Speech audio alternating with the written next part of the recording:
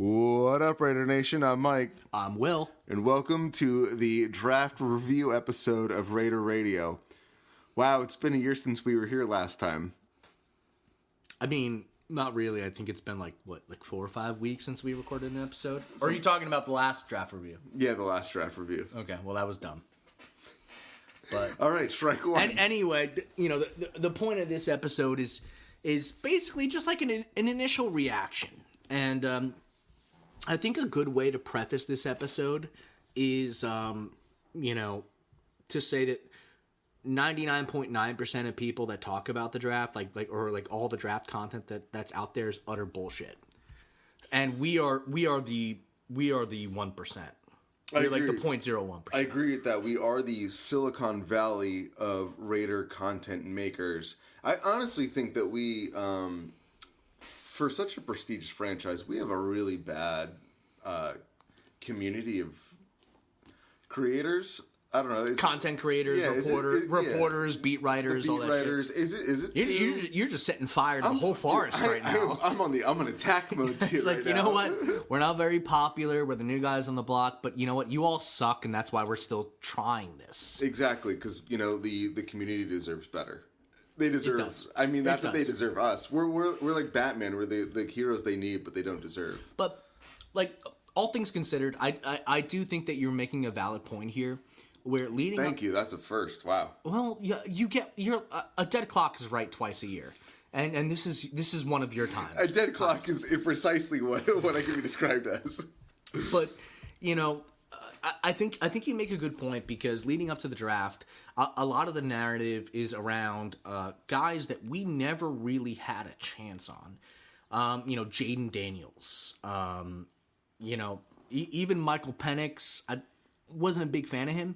But I think that it was kind of naive to think that there wasn't going to be at bare minimum five quarterbacks taken in before us, and also you know these trade scenarios that were being thrown around. You know, not talking about our trade scenarios that we talked about, but other people's trade scenarios that other people talked about. Ours were all right. Theirs were all wrong. Yeah. They were highly unrealistic.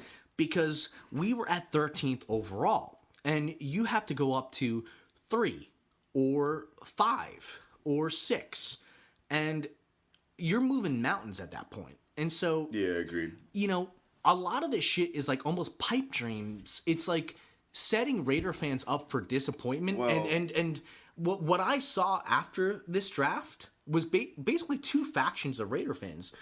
One faction that has been reading mock drafts and listening to Vic Tafer fucking babble incoherently. We called him out by name. Oof. I mean, he's the dumbest fucking beat writer I've ever seen in my life. Shots fired. He has to put down the fucking whiskey glass every now and then and actually try to write a coherent article.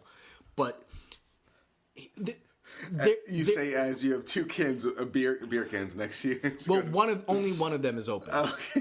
Yeah, the other one is excuse you. The other one's locked and loaded. Excuse you. Yeah. Right. Excuse me, sir. But you know, I think that there's a little bit of misleading of the fan base when we talk about the pre-draft process, and maybe this happens in every fan base. I don't know. I'm not fucking reading Minnesota Vikings mock drafts. You're not. I am, dude, all day.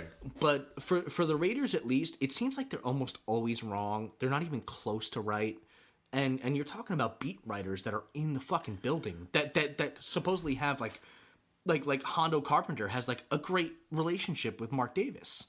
But literally everything he said leading up to the draft was wrong. Every single piece of it.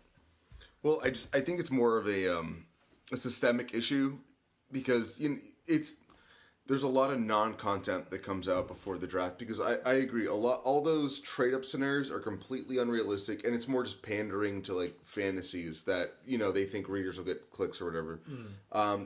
No team in the top 3 was going to trade down, and I don't think the Raiders were interested in anyone other than Jaden Daniels in the top 3.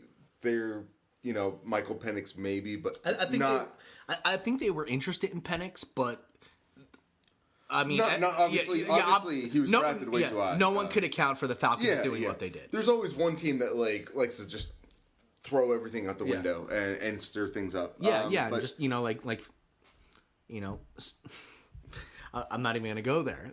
The joke was too dark, but, you know, break their back trying to suck their own you-know-what. But you just went there.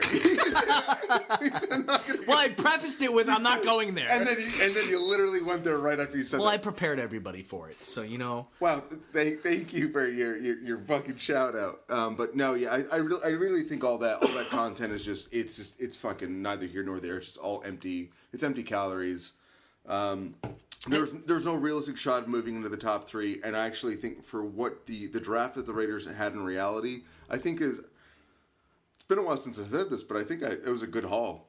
I agree. And the reason why I wanted to preface the conversation with that was because I think that there's a lot of fans that will go and look at these draft boards and these mock drafts after the fact and say, oh, this sucks, or like, you know, I don't like this and we had a bad draft, but you're basing it off of like some schmuck who's being paid like a part-time income for CBS Sports. And so the point paid by the word, you know what I mean? Like people who write like those. Exactly. And so the purpose of this podcast is we're not getting paid shit.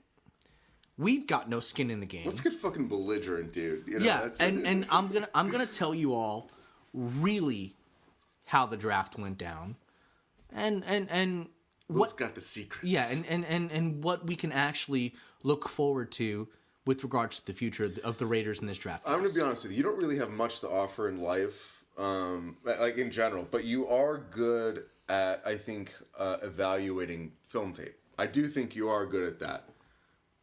I wish Mark would return my calls. Yeah, I mean, you're just, you know, it's weird that you stand outside of his house for, like, between the hours of 1 and 6 a.m., and you think he'd be more friendly, you know what I mean? It's honestly unfair. You show up to fucking P.F. Chang's one time unannounced, and now it's like the Secret Service blocking me every time I try to give him my scouting reports. He loves P.F. Chang's. You love P.F. Chang's. You guys have so much. It was a common. coincidence. It was a complete. I did not mean to be there, sitting in the booth next to him. Yeah, the Las Vegas P.F. Chang's of all the places. Who would have thought, dude? Yeah. I mean, you know, I may or may not have slipped in my 256-page document with his menus. Okay, you know. I mean, I was a little scared when you said slipped in, but then you alleviated my concerns right after. Yeah. But anyway, so let's go through the draft picks here, and can we give them letter grades? Can we have like at least one gimmick? Letter grades are so gay, dude. We need something. We need some kind of gimmick. Do you want a trend or not? That's my question. Can we? All right. Let me think of it this way. Can we come up with anything that's arbitrary but cooler than letter grades right now on the spot? So like hot or not? Sure. Let's do hot or not. Okay. Brock Bowers. Wait, or lukewarm. What's the in between? Hot, not, or what's the third one? Oh man, dude, you're putting me on the spot here. Because I really only have those two categories. It's either I'm indie. Okay. I'm giving you too many options. Well, you don't have the mental bandwidth for that, so let's just do hot or not. We can go lukewarm, though. Lukewarm is fine with me. Okay. Oh, Brock Bowers. Hot pick. Hot, sizzling hot. Yeah, that's sizzling hot. He's like, Brock Bowers is like when you order the chicken fajita at Applebee's and everybody fucking knows as they're like walking to your table. It's like, oh, yeah, no, but it's like, oh, over here, I need attention. Yeah. Dude, I fucking hate fajitas. Well, I know we're talking Raiders right now, but I really only like them for the attention they get. Like when they're coming out of the kitchen, I like to raise my hand high up in the air so they know where it's coming from. And so everybody in the room knows that it's my steak fajita. Dude, I mean, you don't get a lot of attention in life. It's what you can. You know, we're really like at the table just trying to grab the scraps. You know, in life as far as attention. So I get it. But Brock Bowers, hot pick. He's a hot pick. When 6 quarterbacks go in the top 10 of the draft, there is going to be an elite prospect that falls out of the top 10. It's called value. Yeah, and some Raider fans are completely befuddled by this concept because we haven't drafted best player available in 25 years. Yeah, dude, years. Yeah, like I mean, it's never happened. It's never happened. What is this weird? I mean, but This might be the first fucking time. And I disagree. You know, we're used to fucking Sebastian Janikowski, and then we take like a good player, and Raider fans are fucking complaining.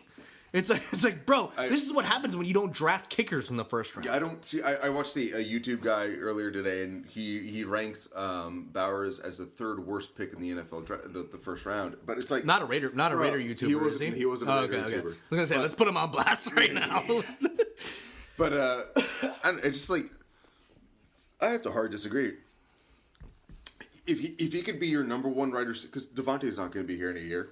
You know what I mean? If he could be your number one wide receiver, number two wide receiver for the next 4 years, yeah, and a generational tight end at that, you know, as everyone's projecting him to be, I don't think you can complain.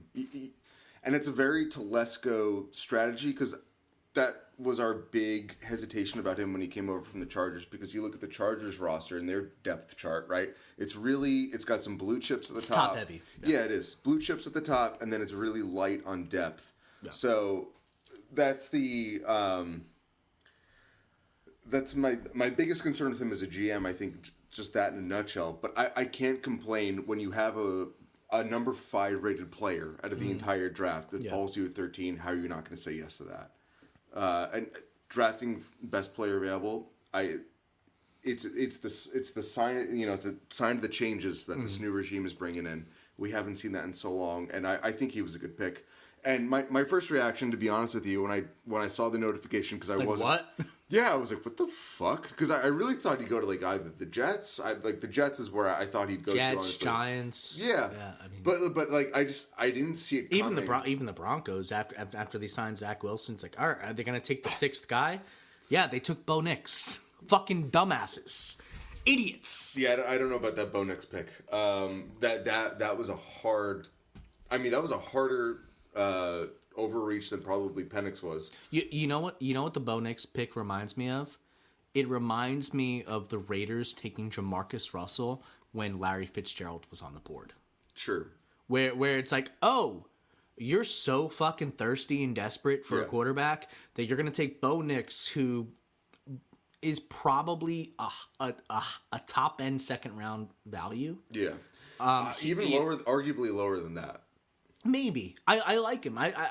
My pro comp for him is like a beefy Derek Carr, and he plays that short yardage completion game that Peyton likes, and I think that Peyton may very well get some value out of the guy, but that doesn't mean they're going to be a Super Bowl contender. But you also know Peyton has never developed a quarterback. He's always taken a ready-made. I think he's always had a ready-made guy. Yeah. And of course he had Drew Brees for a long time, but it's like it's.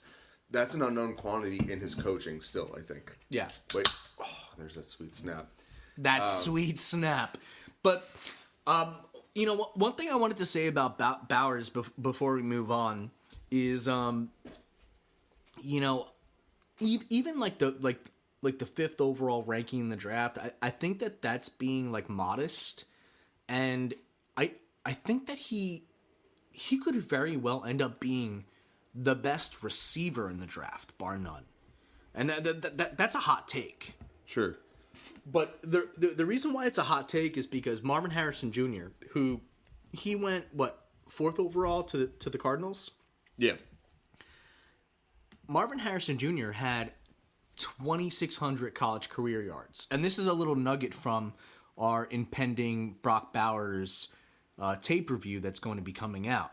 Yeah, when I eventually get around to editing it. So it's a little sneak peek tease here. Yeah, just drop the nugget in my mouth, dude. I'm going to drop both of my nuggets in your mouth in a second if you don't shut the fuck up and let me finish my point. I don't know if I can take both at the same time. But Marvin Harrison Jr. had 2,600 career yards in college. And 26% and change came after the catch on that. So that basically means most of his shit was the quarterback throwing a nice pass to him. Yeah. And him making a catch. And him making the catch. Yeah. Which Marvin Harrison Jr., I think he's fantastic. One of the best wide receiver prospects to come out in many, many years. Which is saying a lot because we've had great receivers come out. But Brock Bowers is a tight end. And people are saying, that asshole who's saying that it's like the third worst pick in the first round, because and his main point, I haven't read his article, I haven't watched his fucking YouTube channel, but his main point is that Brock Bowers is a tight end, and a tight end is bad value, to which I say, poppycock. Get the fuck out of here. You don't use that strong language. How dare you on this podcast, poppycock. I can't even. I gotta bleep that out now. Brock Bowers had 100 less yards receiving than Marvin Harrison Jr. Marvin Harrison Jr., 26.6% yards after the catch on 2,600 yards. Brock Bowers, 2,500 yards, 47%, almost 47% yards after the catch. That's crazy. That's a lot. Dude. It's insane. So it's better than every receiver drafted. The Raiders are basically getting an elite receiver who can do some blocking. I would say that we're getting the number one receiver in the draft, and people don't even fucking realize it. See, and everyone criticizing the Raiders, it's all about, oh, they already have a tight end, Michael Mayer. Oh, but it's like he's not playing tight end. That's so like fucking small-minded to me. Yeah, he's not playing tight end. He's a slot receiver. We got rid of Hunter Renfrow. We saved $15 million this year, and we replaced Hunter Renfrow, our slot receiver, with the biggest mismatch in football. Mm-hmm. That's what Brock Bowers is. What's his comp? Would you say Kittle, Kelsey? No, none of these guys. So the thing is that there's certain dynamics with Kittle and Kelsey where I think that he'll force defensive coordinators to do something similar. But I think that his like comp on, well, a recent comp would be Sam Laporta, because Sam Laporta is also a little bit is a little bit undersized. I think they're about the same size, 6'3" and 240 pounds. Sorry, my scrub odometer just went off. He scared me a little bit there. Actually, no, Sam Laporta had a good season, didn't he? He's like he was like one of the best tight ends in football as a rookie. Well, not good enough for me. But for me, the big pro comp for him is Aaron Hernandez. Hall of Fame in the murdering career. If he was going down as a murderer, he'd be like, dude, Hall of Famer. Like, hey, listen, Brock Bowers, the complete opposite story is Aaron Hernandez. You know, came from a good family. You know, father, mother. He has two siblings that all played collegiate sports. I think he was innocent. Aaron Hernandez? Yeah. Yeah, I mean, you never know. OJ was guilty. Aaron Hernandez never did anything wrong. You never know. Never hurt a fly, dude. You never really know. You never truly know. Yeah. But the reason why I compare him to Aaron Hernandez, besides the fact that they're like physical copies of each other, you know, Aaron Hernandez has the same exact fucking measurables. Bowers is actually a little bit faster than Hernandez, because all things considered, Hernandez was clocked like somewhere 4.6 in his pro day, and Bowers was 4.5 at the age of fucking 17. Is what he was clocked at. But like Bowers, like, don't be fooled by the fact he's white. He's fast. Okay, I was fooled for a second. Yeah, I was gonna say he's white. That was my big counter to that. He's fast. He's legitimately fast. Like, he's not like he's one of the quickest guys on the field all the time. But the reason why I compare him to Aaron Hernandez is the yards after the catch ability. Because Aaron Hernandez was that H-back who would line up behind the line of scrimmage, off the line, in almost like a blocker role. And then he would catch the ball within the first 10 yards of the line of scrimmage and then run and break tackles. And that's what Bowers' game is. So Kelsey's like this downfield threat. And I think that he could do some of the things that Kelsey does, but Kelsey's a little bit bigger, and Kelsey's better at like framing his body in a way that blocks out the defenders. Like, that's Kelsey's game. He's like a jump ball basketball like type of guy. Mm-hmm. He boxes people out. Yeah. But Bowers is a receiver. He's a wide receiver, like true and true, or through and through. Choo. Well, let's just hope if he ever goes to prison, he knows the measurables of hanging himself in his cell, like Hernandez did. You know what I mean? That's a good skill to know. Yeah. Well, hey, you got to make sure that the towel can support all 244 pounds. Exactly, dude. There's some physics involved there. But Bowers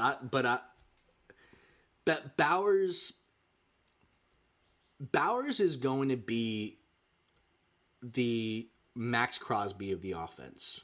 The leader.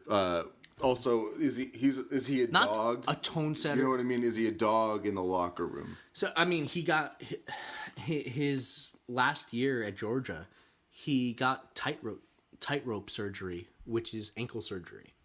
It sounds like it hurts.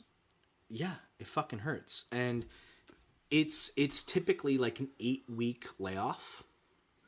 And NFL agents called him up because everybody knows that he's going to be a first-round pick. And they say, hey, man, it's time to shut it down and hire an agent and prepare for the draft. And apparently, this just pissed Brock Bowers off.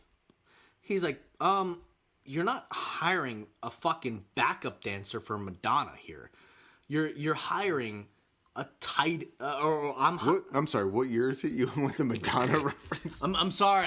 I'm dating myself here, but Brock Bowers apparently got pissed off by the notion that he was going to shut down his last season at Georgia and rehab his injury so that he can prepare for the draft. So an 8-week layoff turned into 26 days. And he came back and he finished the season with Georgia Bulldogs. Well, that falls in line with the dog mentality that, Pierce and his coaching staff want. Exactly. And that's the tone setting. Fucking Max Crosby going out there on one fucking knee to end the last 4 weeks of the season. Yeah, no, I'll tell you, if we got a Max Crosby on offense, I mean, that's all you need. That's all you need. That's all you need. That's the best case scenario. And then you know what? Like a guy like Gardner Minshew who guard dog. Honestly, big boy guard dog. People are really... They're sleeping on him. They are. They're discounting Gardner Minshew. I think he's a really scrappy player who he can find a way to win games. He might not be the most talented, but like you said, he might find a way to win games. Kind of Stabler-esque, like Plunkett-esque. He's got the mustache for it, you know what I mean? I'm sure he also like comes to the stadium. He does have that mustache. Holding a 6-pack of like Bush Light or whatever. I can see it. But he could be this franchise's next coming of Stabler. And if we have to do 2 years of Gardner Minshew, I don't think it's the worst outcome. To me, it's quarterback purgatory a little bit, it screams, but like you can do a lot worse than Gardner, and I think he can keep us competitive. And maybe he proves everybody wrong. Yeah, I think there's definitely a chance. Like I would bet on Gardner to make a Vegas reference. And maybe he has 2 good years. We're making the wild card. We're beating the Chiefs every year, at least once a year, which we did with Aiden O'Connell. So that's not like a pipe. Yeah. That's not a pipe dream. Yeah, we can beat the Chiefs with Gardner Minshew. Well, the defense is still that good, and perhaps got better on paper with Wilkins. Absolutely. And so he plays for 2 years. Resigns, gives us a sweetheart deal because he isn't like the best quarterback in the league. And you've got the situation where the Chiefs and the Chargers, the Chiefs and the Chargers, they're giving like $50+ million a year to the quarterback position, and we're like at 20. And so, like, you're saving $30 to $40 million a year on the quarterback position, and you can build up the rest of the team. Yeah. You can retain this defense. You can keep these players. It's not like one of those things like it's like the big thing to me though, are you going to keep Graham? And that I don't know if you're going to have control over that. Fucking pay him. Give him whatever you want. Suck his dick. I don't care. You heard it here. Suck his dick. Yeah. I'll listen. Next time I'm at PF Chang's, I'm gonna tell Mark. Suck his dick. I'm gonna tell Mark. Yeah. I don't care what you got. I don't care away, what you have to do. Get down on your fucking your spotty, bleachy white knees and suck that man's cock, because that man is very important to the success of this organization. And if you won't do it, I will. Yeah, I mean, this is not your first rodeo, right? You've been through this before. You know what it takes. I'm so desperate for a Super Bowl, man. I'll suck anyone's cock at this point.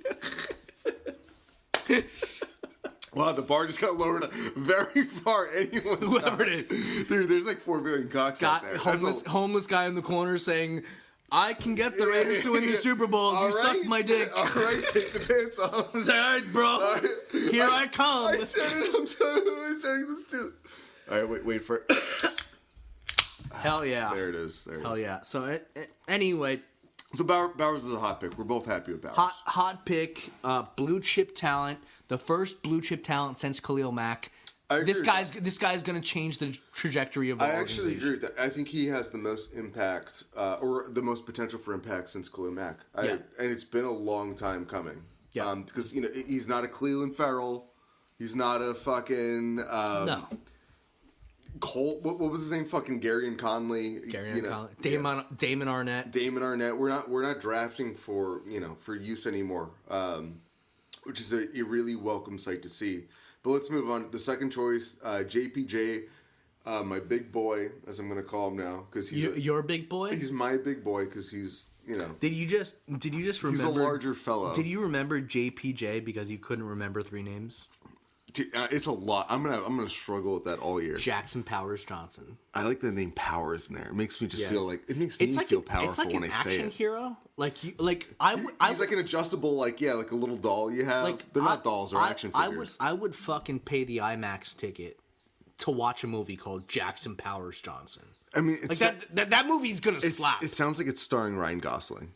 Yeah. You know what I mean? Yeah, exactly. In like a fucking strongman suit. Yeah. You know what I mean? With like 200 pounds on him. Do you ever have a Stretch Armstrong? No. Yeah, neither did I. Anyway, moving on. But anyway, this great is value for second round. This is a prevailing theme too, right? Like where it's like best player available. But he also fits a need. It just happened to work out that way. I think. Like, I honestly I'm excited about him. So I've never been more excited about offensive linemen since Colton was taken. Wow, that's a hot take. So you're sizzling on this guy. I'm sizzling. No, he's hot. He's a hot Raider Radio hot pick. So my question to you would be is, did he fall to the second round because a couple of teams thought that he was purely a center? Perhaps. And from what I've read, I know, and apparently, Antonio Pierce, called up Andre James before the pick and helped him jerk off to completion, but by telling him that he just happened to be jerking off the time. Yeah, shit! I'm sorry, I caught you in the middle again, dude. He's like, you're the best. You're the starting center, baby. Let me watch. Love you. You're the best center in the league. And I mean, Andre James needs that now. He doesn't have anything else. But I really think that, you had 6 quarterbacks taken in the first round, so of course value is going to drop. But center definitely affected that. And they announced him as a guard when they drafted him, which is interesting because from what I've read, he doesn't have the arm length that a guard that is, suitable for a guard, but well, guards have shorter arms. Sure, but he's also versatile. He can play. He can play multiple positions on the line. He's got the size. He's a big. But he's got the size. You're not moving. He's like the Blob in X-Men.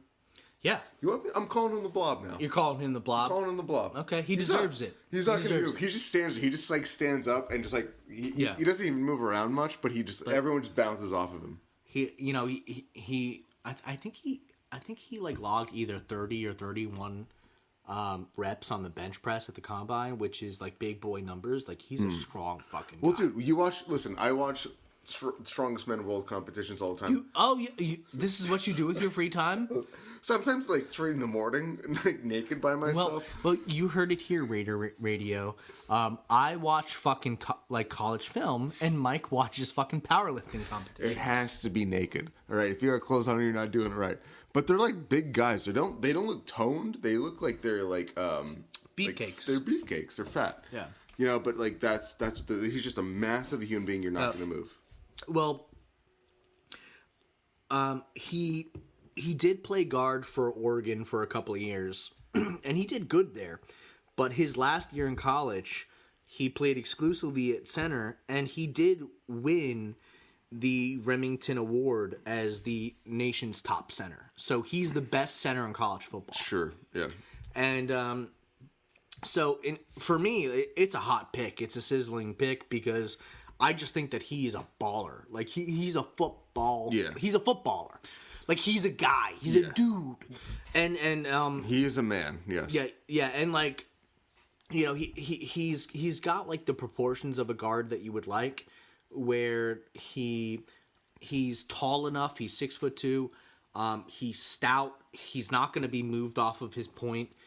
He's also kind of fleet-footed, so he can move and get out in space. If the right guard is typically the position where if you're running if you're pulling a guard on a play, the right guard is the guy that's running, and Ben Powers Johnson running in space, looking for someone to block is a scary fucking thing. I did read he was really good in the second level. Yeah, it's terrifying. A guy that big coming at you. I would fold. I would run the other way. I'd run the opposite direction. I'd run the other way. But so I love the pick. My only issue with the pick is the team's fascination with Andre James. Well, and it's not just and you know what, like, it's documented we're not fans of Andre James. No, and you know what, like, I fully understand that I'm just the guy behind the microphone, and that these are the coaches that are running the team, and we now have 3 coaches who believe Andre James is a center. You'd like to assume they know more than you, but not all the time. And this is why I try to go over their heads and go directly to Mark with my draft evaluations. You know better than they do. I think I do. I think I really do. Yeah. And Andre James is a guard. He's not a bad player. He's a very good. He's a good player. He was put in that position from the previous regime. I would with Gruden. Yeah, I would think that, like, with this new, and I'm going to be honest with you. I don't know who our offensive never line played coaches. Center ever until the pros. But never played center in the pros. Like, why can't you move him? Like, I would feel more comfortable with him as a guard, even. You know what I mean? Yeah. But like I don't know who our offensive line coaches are now, but why can't you move him? So he's not a good center. No, he's not. His instincts for the game. You're the linebacker of the offense, and his instincts just don't seem to be there. Yeah, and honestly, like, I'm not a big proponent of taking a guy who has played one position his entire career, and then in the pros changing that position and making him relearn how to play football. James has never been like a natural center to me. Where now, like, the irony of the situation is that Dylan Parham, college center, left guard. Yeah. Ben Powers Johnson, right guard, college center. We've got 3 centers on our line right now. Yeah, and 2 of them are better than fucking Andre James. Yeah. At center. Again, I don't know who our offensive line coach is now, honestly, but I hope they make some moves. I mean, James obviously has the more NFL experience, but, like, I don't know. If we're talking raw talent in mind for the game, I would hope that either Parham or JPJ can replace him, even in the long term. Because James signed like a he's got 2 years. Yeah, so. Yeah. And you have the future center no matter what, honestly, on the team. Yeah, I would say so, and I think that Ben Powers Johnson, he probably will be able to slot into center down the road and become like a top 5 guy, like if not the best center in the league. Like he's really that good. So, he's really that good at it. I hope he's our next Rodney Hudson. But of course, we have other holes up and down the offensive line. So many holes. A lot of holes waiting to be filled. I've never had this amount of holes before. I don't know even what to do about all this. And so, it brings us to our next pick, which is Damon Glaze. I'm going to call him Donut. You're going to call him Donut Glaze? Yeah. Can you guess why? Because it starts with D? Yeah. Yeah, I mean, I nailed it. Got it. You got it. Wow. So this is why they pay you the big bucks. But yeah, no, Glaze. So Glaze was the only pick that I thought was a little overreaching. So you're calling it a knot? Yeah, I'm calling him a knot. Okay. I feel like you have the opposite take. Why do you feel that way? Because you told me today you like it. Well, I mean, I kind of do. So I feel like that was another, like, oh, okay. When I saw it in the 3rd round, we took another offensive lineman and someone who's like not like a bona fide starter, but is going to probably compete with Munford. I wish we took cornerback there a little higher. Yeah, I honestly wish that was the cornerback. And I don't remember who was available, but I was a little downtrodden. That's a $5 word I'm just gonna leave in your pocket. For you. Yeah. So he's a knot for me. He's a knot for you. He's a knot for me. Yeah. He's a lukewarm for me. Okay. And so my opinion on Damon Glaze stems from, and I've had this debate with other people before, like other football fans and Raider fans before, where what position do you want to draft? In this situation, it's a right tackle, right? And imagine in your mind the best possible prospect that you can get at right tackle. Okay, let me measure him. Okay, I got him. All right. And so, is he a top 10 pick? No. The best possible right tackle prospect? Yes. I mean, this doesn't make sense. So if he's the best right tackle in the draft, he's going to be a top 10 pick. I picked a quarterback with that pick. Yeah, but you're missing the point here. The point is that if a guy is the best right tackle prospect in the draft, he's going to go to the Titans 7th overall, and he's J.C. Latham. Okay. And that was my pre-draft pick for our selection, but ultimately we got beat to the punch on that guy. So he was never a possibility for us.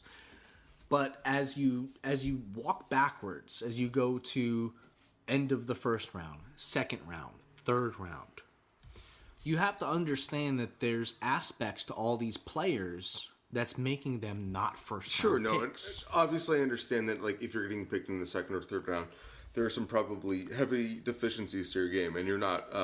Yeah, it's arguable whether you're even a starter or not at that point. And so, and this is the thing: people like to convince themselves of every pick, and then the picks that they don't like, they're just like, oh, this guy has this flaw. Yeah, it's the opposite. I know it works both ways. Yeah, and so for me, it's like, all right, well, what aspects to Damon Glaze's game leads me to believe that even though he's being picked in the third round, he is far from a finished prospect. Can he be an NFL starter at right tackle or right guard? You know his game better than I do, right? So what do you... Can you hit me with some strengths and some weaknesses, like quick bullet points? Well, physically he's there. He's got the long arms. He's got a great wingspan. He's got long arms, good size, and so his frame is that of a starting NFL right tackle. He's a little bit better, like, moving than other guys, so he provides some athleticism that you wouldn't really expect from some bigger guys. But the tape is not there. He dominated against lesser competition, and then against better teams he struggled a little bit. But the story that I'm seeing coming out about Damon Glaze is that the pre-draft process, so between the end of the college football season and April when he was drafted, he knocked out of the park. So okay. he went to the Senior Bowl, and he was the best offensive lineman at the Senior Bowl. He's making fools out of other people. Sure, I do want to mention, though, before I forget, like the one stat I read him, and I'm making these numbers up, but in this ballpark, there was like 1,200 snaps, and out of those 1,200 offensive snaps he took, he allowed like 7 sacks. So like they're again, like little bullet point and like things that look good on his resume. Sure, he's like this finesse pass protector. He's big. He kind of looks like Tarzan, but plays like Jane a little bit, and like that's like the knock on him, and that's why he's a third rounder, because the tape is not there. But he's got the traits, he's got the measurables, and he's a little bit of a specialist at this point, where he is a good pass protector, but he needs to get better in the run game. He needs to get better at passing off blockers to his help, that type of thing. Okay. But what I see with Glaze is a guy that Telesco and Pierce, they see a guy that's kind of like hitting his trajectory right now, not not at the beginning of the last season, end of last season, right now. Like the light bulb is going on. This guy's figuring things out finally, and I think that he's got the plus traits where if he was even a little bit better in college, he was going to be either a second round pick or a late first round pick. So with that context in mind, I think that he's a fantastic pick with incredible upside at a position of need. Okay. Yeah, see, my whole thing is it's a position of need, and I know we were just talking about drafting best prospects over need, and they went with a position of need there. But I wish they would have taken cornerback, because I know, just in general, I know it was a much more depth as far as offensive line in this class. I guess that brings us to our next selection, though. Well, before we go to the next selection, I would say this, is that fuck the boards, like you know, the rankings and stuff like that had him as like a 5th round pick or whatever, because those are made by non-professionals, that people who have no idea. Sure. I would say that you're not going to get a guy with his traits after the 3rd round, and that's why he was the 3rd round pick. I think they took him because they didn't think he was going to be there for the 4th round. He probably wasn't. And so I don't think he was a reach. I think that they were like, hey, we're getting like end of 1st round measurables in the 3rd round at like one of the most important positions on offense right now. Because most teams have 2 pass rushers. And I wish I knew who was their cornerback. Again, I know like that's my big hang up is, and I understand all that, and that makes sense to me as far as Glaze is concerned. But I wish they went cornerback, because I guess that's a position that I'm more anxious about, to put playing. Okay, all right. Well, they tried to address it with the 4th round pick, which was DeCamerion Richardson. You said that very well. I tried my best. I did, grow up in the streets of like northeast white. Yeah, it was really hard. White America. It was really hard for you growing New up. England. I know. Yeah, middle class, dude. Yeah. Being white and middle class, it's tough. It's tough out there. I learned a couple of things on the streets. What did the streets tell you? That his name's DeCamerion. Oh, I'm glad you took something from those rough streets of white America. Yeah, but, I mean, how do you feel? You're the one who's so worried about cornerbacks. So how do you feel about Richardson? As far as from what I read, and again, I don't watch a lot of college football because I prefer to watch the sport played at its highest competitions. Is that what it is? Which is why I watch the UFL and sometimes the IFL, which is rock bottom for me. But from what I see, this guy has good measurables. I think they got him specifically. Like, I think he's good at press man, right? That's like his specialty. Good tackler. Yeah, I think he had like the most 70-something tackles. Yeah, like the most in the SEC. Most tackles. Yeah, I was gonna say as a defensive back. Yeah, which is significant. Sure, but I think he projects as like a not a starter, on in week 1. Yeah. But like a little bit of a project that can start somewhere along the line and hopefully be average. I don't know. Sure. Yeah. But he's gonna probably end up replacing, I don't know, like Nate. He always play on the outside, right? Was he an outside guy? Yeah, outside, but he could be an inside dude too. He may be more in like the safety linebacker mold than anything. So I was gonna say, like, what Nate Hobbs is a free agent right next year, sure. So it's like who's gonna replace him? Mm-hmm.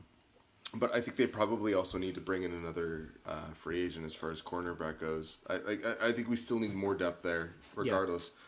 Yeah. I don't know. I hope he's successful. I wish we would have taken a cornerback around earlier. I wish we could have switched these positions. So hot, not, or lukewarm? Lukewarm. Like, I'm not out because I'm happy they took a cornerback, but I'm lukewarm because he seems like a bit of a project. Mm-hmm. So I would agree. He's definitely a project. I'm probably lukewarm on him as well. He's Well, my personal draft philosophy is kind of like after those top 3 picks, you're kind of throwing darts at a wall anyway. Yeah. So I think that getting guys with plus traits that if they were a little bit more refined and a little bit better, this is why I like the Glaze pick in a way. Sure. Getting those guys, at least if they overperform and figure things out at the next level, you're talking about a blue chip athlete. And Richardson is definitely that. You know, he ran a 4.34 40 at 6'2", which is insane.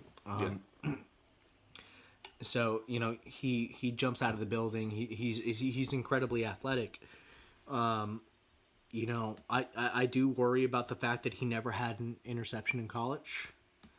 He never had an interception in college? I thought he had like 3.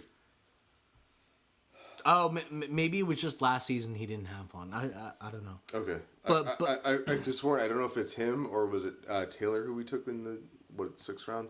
Yeah. I know I read that somewhere, and I could be messing it up, but I don't know. He's not some kind of like ball hawk. If that's he's true, just like he's like an incredibly raw athlete. Correct me if I'm wrong, and I think he's the one I read about where it's like he has problems spotting the ball when it's in the air and like locating. Yeah. But like he's there, you know, he's with the receiver. He has no trouble keeping up the receiver, but when the ball's in the air, he has problems spotting and locating and adjusting. You know, this is not an uncommon flaw of man coverage cornerbacks too. Sure. Because they're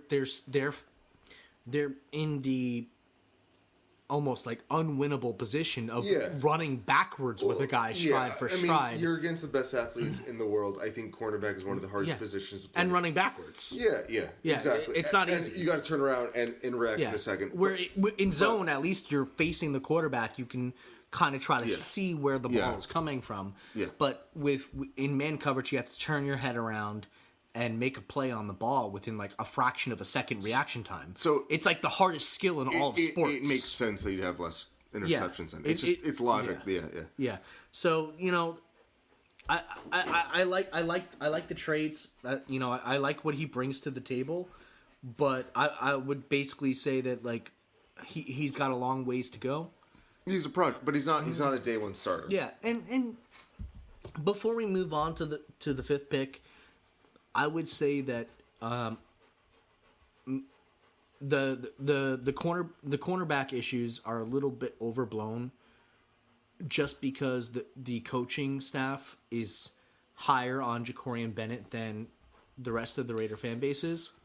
People forgot about him. Bennett needs to step up though, because he basically he got injured. Then I think he was like coming off the bench. Yeah, he was coming off, but he's a rookie 4th round pick. Yeah, I know. But he's not a starter. He's not someone you can rely on yet. But you know who was probably a lesser prospect than Jacorian Bennett? Jack Jones. DeCamerion Richardson. Okay, yeah. And they were both taken in the 4th round. Oh. So Jacorian Bennett, in my opinion, has a little bit more coverage ability than this guy. He was taken in the same round as this guy. So this guy, it's hard for me to see him beating the 4th round pick from last year. Sure. So that's why I'm lukewarm about him, because it's like, you know what? You were really anxious to take a corner early, and in my mind, I'm like, Jack Jones is going to start. Nate Hobbs is going to start. Can I call him Jim Jones from now on? So it's like, oh, you're drinking the Kool-Aid when he gets an interception. I think I'm going to say that from now on. Continue. Just call him Jumpin' Jack Jones. That I'm not calling him that. I can't. Well, I mean, Jumpin' Jack Fly. That's a Rolling Stone song. Let's just become a Rolling Stone podcast. You know what I mean? Yeah, why not? Yeah, why not? Why not?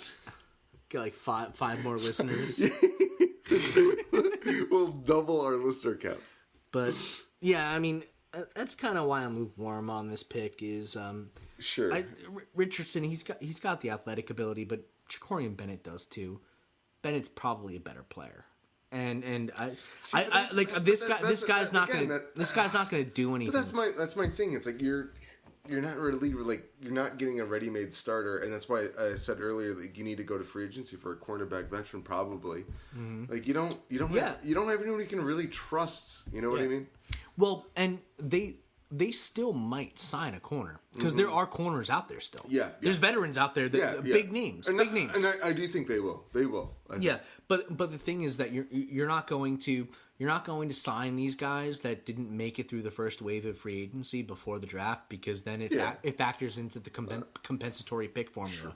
So you have to wait until after the draft to sign these guys. That's such a hot inside tip you got there. It turned me on a little bit. I'm just letting you know. This is why there's big time players that are still waiting to be signed. Yeah. And maybe they're 31 years old, 32 years old, and they still have something to give. Mm-hmm. But teams are going to go through the draft, see, do we end up with a first round corner? No.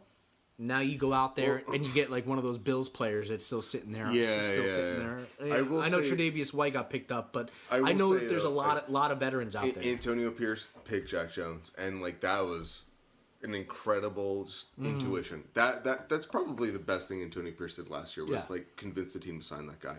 Well, he had a relationship with him. He did, but he knew he's a baller, and he was right about it though. Yeah. So he rolled the dice and he was right.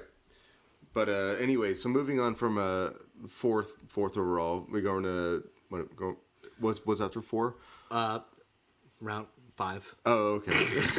All right, so the fifth pick was Tommy Eichenberg, inside linebacker, Ohio State. I think it's pronounced Eichenberg. Eichenberg. Yeah, you just got to be angry with it. Yeah, you got to guttural, and it's a guttural German thing. Get that German Eichenberg in there. But from what I've seen, he's horrible in pass protection, but a really good run blocker. Yeah, I mean, he's like the second coming of Robert Spillane. He seems like the long-term replacement. Well, it's weird because we have a Robert Spillane on our team already. Yeah, but he's only under contract for one more year. He's 32 years old. He's no spring chicken. Eichenberg? No, I'm just kidding. But Spillane, you fucking dumbass. And Eichenberg in the short term is going to be a good special teams player. Yeah.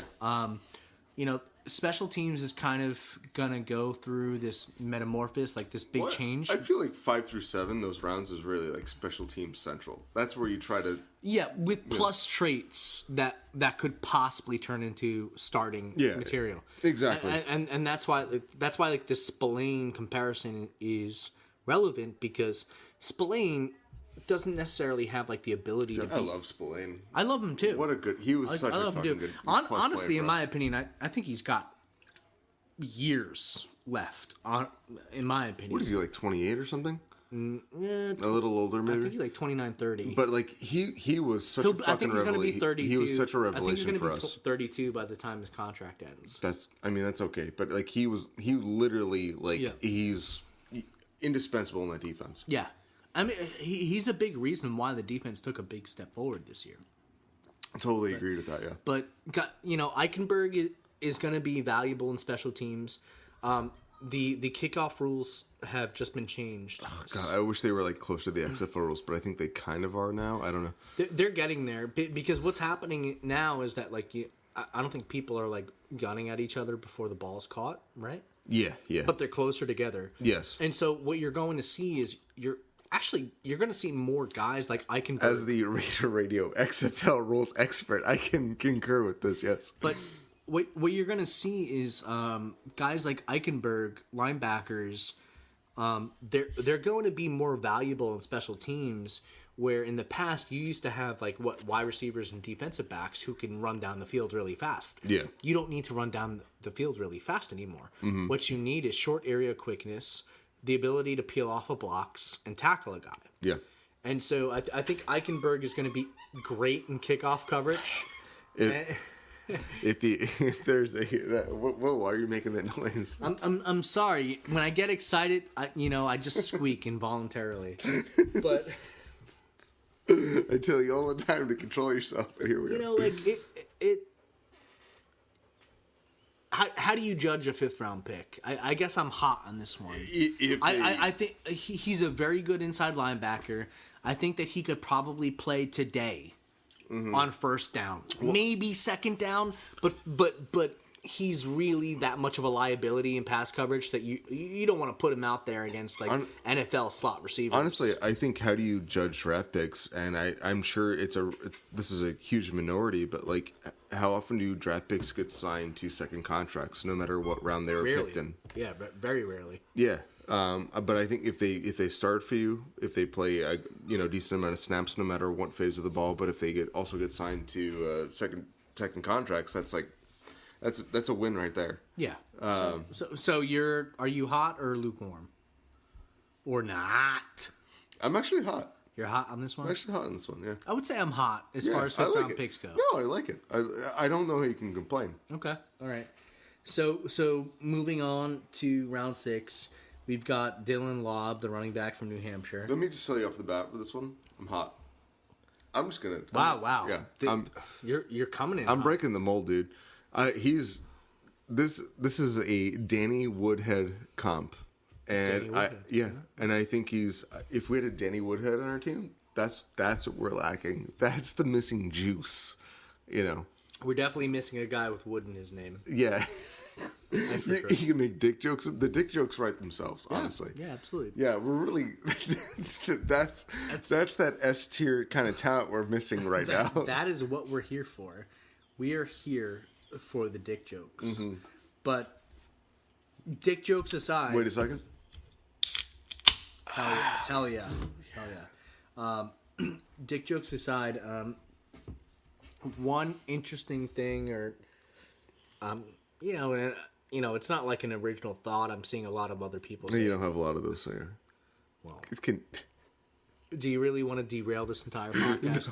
We're almost done, Mike. I don't. Not now. But this has shades of the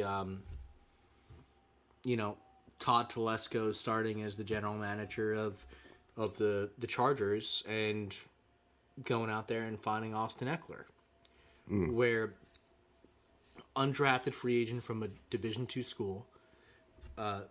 Lobb was a diamond in the rough, if you will. Yeah, and I looked at it measurables wise, like Eckler. He was the same player coming out of college, where he's not an inside the tackles runner, and no one really ever believed that he would be a bell cow back at the next level, and he was just going to be a third down specialist. So at the very least, I think we have that with Laub. I think he was a very good running back in D2. The one thing that I think that he might be exceptional at the next level, talking about the changes to special teams, is kick returning, because he did both kickoff He did both kickoff returns and punt returns. Well, I think that's his main value for this team this year. Perhaps. I mean, honestly, I wouldn't, because Renfro's gone, right? Yeah, Renfro's gone, and you replace Renfro from the slot beat or replace him in special teams. But I actually think that's where this guy's value is going to be, is special teams, right? Kick returns, especially with the new rules, and punt returns. They're more valuable with the new rules. And it definitely needs to be emphasized that the new kickoff rules, they're going to benefit open field runners with a running back body, because you're not outrunning wide receivers and defensive backs anymore. You're shifting them out, and shiftying them out. You need a guy that's shifty, can avoid a tackle, and finish the run. Mm-hmm. And what you're going to get is guys like Dylan Laub, whatever the fuck his name is, where they're fast, because he is legitimately fast. Like, he's got elite 10-yard splits, 20-yard splits, and 3 cone drill. And then his 40 times, like, what, 4, 5, 6 or something. But, so it's not even like he's slow. But it's also like, he's really a legitimately fast guy. It's also an adjustment to the rules, which I think is just smart front office move. You love to see it. Yeah, exactly. You love to see it. Yeah. Where you know what, a team trotting out like a skinny 5'10" slot receiver for kickoff returns. Hunter Renfro. Yeah, like that guy. They're gonna be like if some NFL team does that, I think they're going to be setting themselves up for disappointment because on the kickoff returns specifically, the game has completely changed. I think it's a brave new world of kickoff returns. I agree. And I think every team needs to find their guy for this new model. And this is our guy. So in the short term, we've got our kickoff returner. In the long term, I mean, maybe we have like a legitimate running back. Yeah, no, I think he's actually, like, I wouldn't be surprised if he catches a bunch of balls this year. Like, if he's, like, the fifth leading, receiving leader on our team, like, he can be used as that, and I think that's, I think that's good value in the fifth, or sixth, what are we taking? Sixth. So, yeah, I think that's, I'm hot on that pick. I'm hot. Definitely hot. And then we made 2 selections in the 7th round. The first one was Trey Taylor for a safety out of Air Force, and the other one was MJ Devonshire out of Pittsburgh. And now, is Trey Taylor the one that's Ed Reed's cousin, or is it the other guy? Yeah, that's what I told you earlier today. Yeah, so that you like the drop the nugget. Yeah, listen, I have some real insider info here, so that you know what you're talking about, or at least appear that you know what you're talking about. But yeah, Trey Taylor is Ed Reed's cousin. He was the what the fuck is it called? I don't even know. He got an award, like a Pat Tillman or some shit, right? The Jim Thorpe Award. Okay. That was close to Pat Tillman. No, actually, he did win the Pat Tillman Award. I know more about football than I told you this shit earlier. I told you this earlier. I'm like a football Nostradamus, dude. But he won the Jim Thorpe Award as the best defensive back in college. And that's kind of interesting because, in my opinion, like, he lacked a lot of those defensive back skills. He's not like a ball hawk. He's not breaking up passes. Yeah. I think he had like 76 tackles. But I think when he did get interceptions, he like brought it to the house 3 out of 7 times. Will's barking again. Yeah, I'm sorry. I just got a little riled up by Mike's commentary here. I get that a lot. No. Calm down. Sorry. I got excited there. Yeah, you do that. I gotta calm you down. Sorry. Here's the ball. Sometimes Raider football gets me amped up. No, I get it, dude. It gets all of us amped up. But I think before we were rudely interrupted by barking, I think like literally 3 out of the 7 receptions he got were returned for touchdowns. So it's like if he gets one. At least he can bring it to the house against lesser competition, but it's something. And it's something. I mean, is that genetic? Because that was like what Ed Reed was good at, right? Like Ed Reed, after he made the interception, was like the best fucking safety of all time. It's those Reed genes, dude. Yeah, those Reed genes. Reed genes. But anyway, like, and to your point before about him winning the Pat Tillman Award, the Pat Tillman Award is awarded to. Who can shoot their teammate the best? Yeah, or to get shot by your teammate. Yeah. But what that award is it's for the Senior Bowl. So it's post college football season. He went to the Senior Bowl, and they award that to the player that basically exemplified the best work ethic, leadership. It's like the winner of practice for Senior Bowl week. Oh, great. Practice. To quote Allen Iverson, don't need no practice. We talking about practice? We're talking about practice right now? Yeah, but practice does matter. And when you're talking about guys who literally know that they're being analyzed for a possible job position, and he's going out there and out-competing everybody, even if he's not the best player on the field, seventh round pick, you take that guy, right? Yeah. It's like, fuck. Maybe he's a special teamer. Maybe he's a nobody, but at least he's going to set the tone for the somebodies. Sure. Where he's going to push those more talented guys to become something better. Sure. And so I like the pick. Who was the last person we took? MJ Devonshire out of Pittsburgh, and I'm hot on this pick too. I'll beat you to the punch. I don't know shit on this pick, so it's all you. I like it a lot. Honestly, I mean, this might be like one of those 7th round picks that end up becoming a legitimate player. He's got a 4.45 40. He's only like, I think he's only like 5'10", 5'11". So he's like that perfect size for cornerbacks where they're not too tall that they lose flexibility, but they're not too short that they're a liability against bigger receivers. And then he's also got like giant arms, he's